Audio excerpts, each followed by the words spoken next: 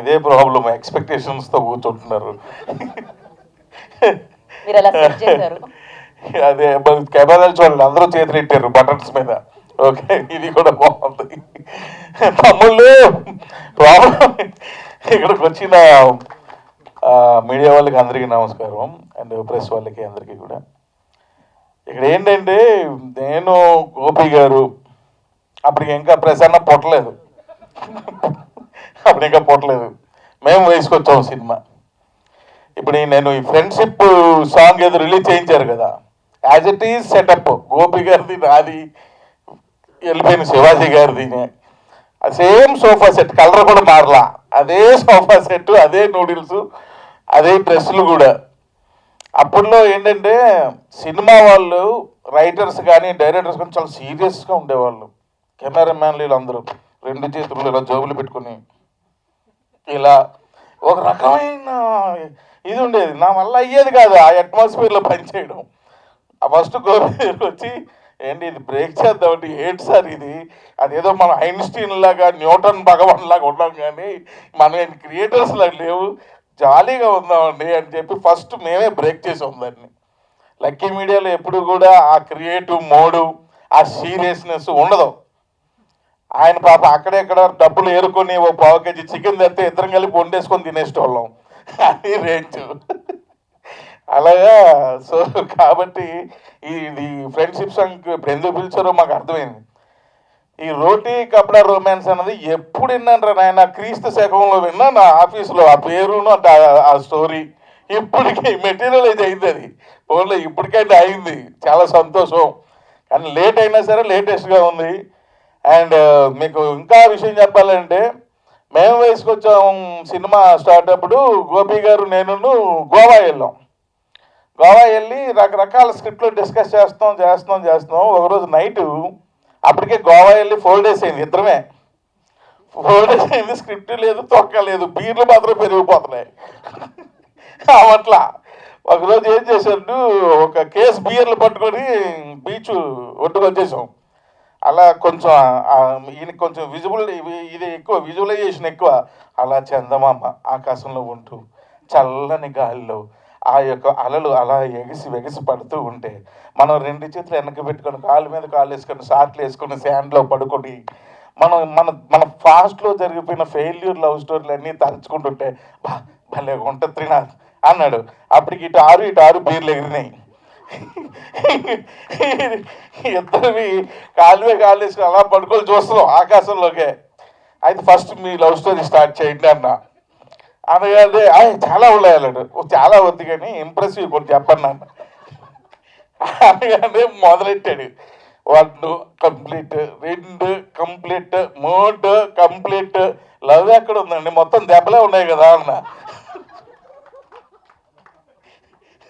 Sorry, romance, దెబ్బ కాదా, బ్యూట్ romance, మొత్తం రొమాన్సే ఉంది. ఏంది ఇది లవ్ స్టోరీ అంటారా, ఇది లస్టా లవ్ అర్థం కావట్లేదు నాకు. అండ్ ఊరికే కొద్దిసేపు అని చెప్పి సేమ్ ఫీలింగ్స్, అలా ఆకాశం పడుకుని ఆకాశాన్ని చూస్తూ చందమామని అని సేమ్ ఎక్స్ప్రెషన్తో మళ్ళీ సేమ్ డైలాగ్ వెర్షన్తో స్టార్ట్ చేసి కథ చెప్పాను. అదే మేము వేసుకొచ్చాం. ఇలా వినగానే అద్దరిపోయింది, ఇదే మనకి పేగా పడినాడు, అంతే ఎలుగు వచ్చేసాం. ఆ రోజు నైట్ ఫైనల్ చేసుకుని ఇద్దరం మార్నింగ్ హైదరాబాద్ వచ్చేసి స్క్రిప్ట్ స్టార్ట్ చేసేసి మేము వేసుకొచ్చాం సినిమా స్టార్ట్ చేసాం. సో ఎందుకంటే ఆ మేము వేసుకొచ్చాం సినిమా ఒకప్పుడు ఇందాక శివాజీ గారు చెప్పినట్టు రోటీ కపడా మకాన్, అది ఓల్డ్ డేస్లో. అప్పట్లో ఆకలి ఎక్కువ ఉండేది, ఇప్పుడు పర్వాలేదు, రకరకాల సోర్సెస్ వచ్చి కొంచెం తింటున్నాం కాబట్టి ఆ మకాన్ ఎగిరిపోయి అక్కడ రొమాన్స్ వచ్చిందయ్యో. అంటే రొమాన్స్ మెయిన్ పాత్రకి పోషిస్తుంది ఇప్పుడు లైఫ్ స్టైల్లో. అసలు ఎంత సూపర్ జిందగీ, రోటీ కపడా రొమాన్స్, శుభ్రంగా తిని మంచి బట్టలు వేసుకుంటే అంటే ఇంకేముందా, అంతకు మించి జీవితం ఇంకేమని చెప్పి అనవసరమైన టెన్షన్లు, ఈ సినిమాలు తీయడాలు, ఇవన్నీ గోళ, ఏందో గోళ అనిపిస్తుంటుంది. సో నాకు ఆ లిరిక్ రైటర్ ఎవరో కానీ ఈ 3 పదాలు వేసి ఇదేరా జిందగీ అన్నాడు. అసలు ఆయనకు ముందు 2 కాళ్ళకి నమస్కారం పెట్టి ఆయనకు కూడా గోపి గారు అక్కడెక్కడ ఎత్తుకొచ్చిన డబ్బులతో 1/4 కేజీ చికెన్ కర్రీ వండించి పెట్టాలని ఉంది.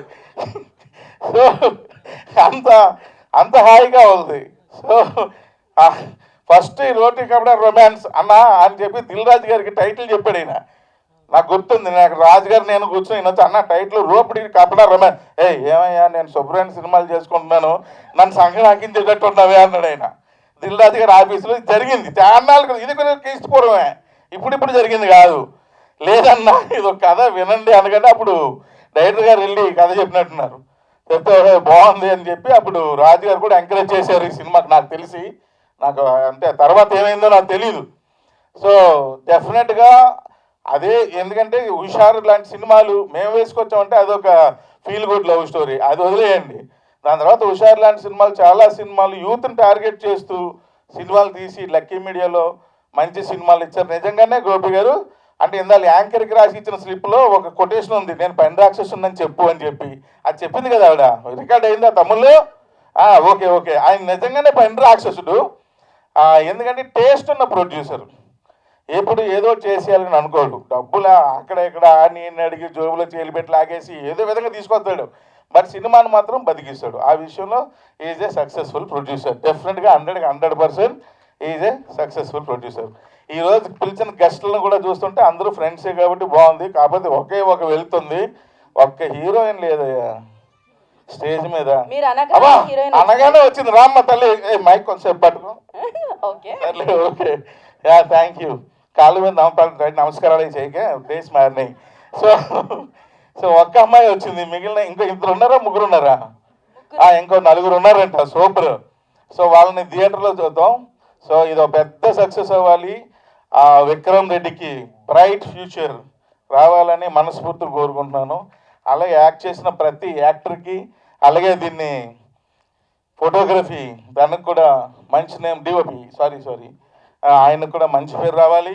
ఇలాంటి ఎన్నో సినిమాలకి గోపి గారు తీయాలి, అన్ని సినిమాలకి ఈ అమ్మాయినే యాంకర్గా పెట్టుకోవాలి, ఆవిడ కూడా మంచి ఫ్యూచర్ రావాలని మనస్ఫూర్తిగా కోరుకుంటూ సెలవు తీసుకుంటాను. Thank you very much.